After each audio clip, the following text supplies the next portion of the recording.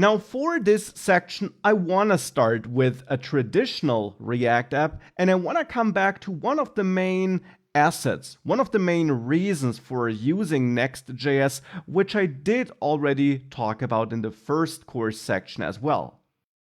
This here is a dummy page rendered by a standard React application.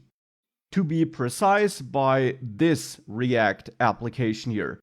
I just created a very simple React app with one component, the app component, and there I fetch data from a dummy backend, which is a JSON file in my public folder, which is therefore served by this development server.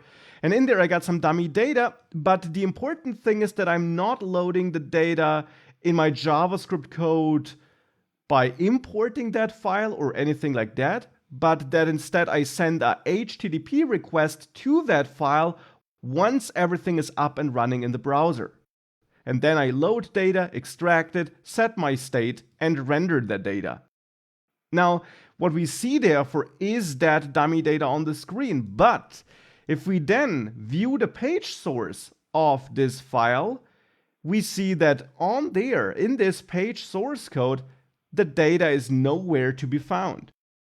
We only got this empty div here with the ID root, which is the div in which our React application is actually rendered in.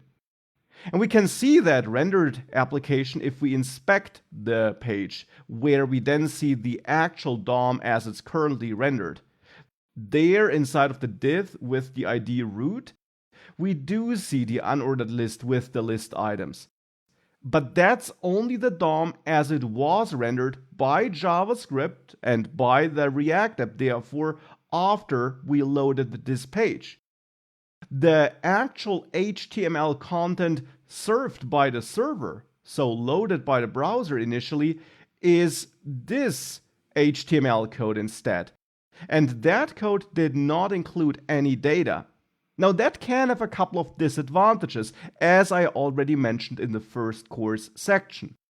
For example, our users need to wait for the data to be loaded to actually see something on the screen. Now here that's super fast because that dummy backend file is served by my local development server, which runs on the same machine as the user is here during development, and therefore we don't really see a difference here. But for real pages, where we fetch data from some backend API, loading that data could take a second or so, and therefore we might have a delay. We might have a loading spinner, which our users have to see before the data arrives. So the user experience could be suboptimal when fetching data like this. Not necessarily, often it's fine, but it could be. Now, an even bigger problem could be search engine optimization though.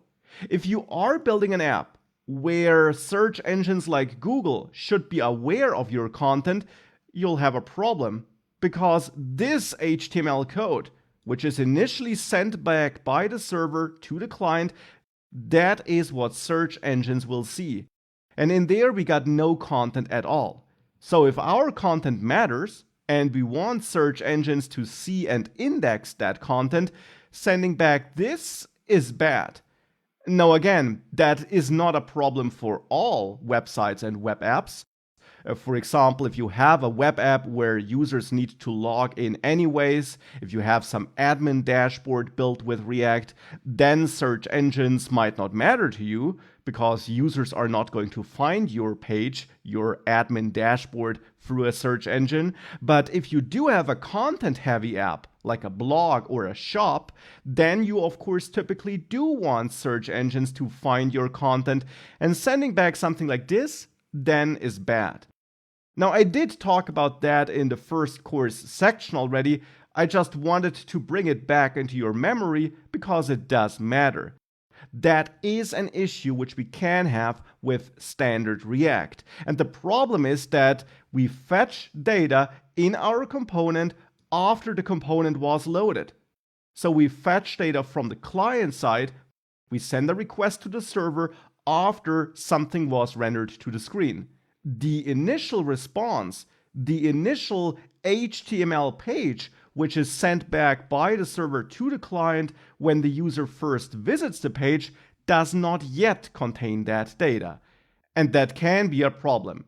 And that is something where Next.js, with its server-side capabilities and its built-in features, can help us.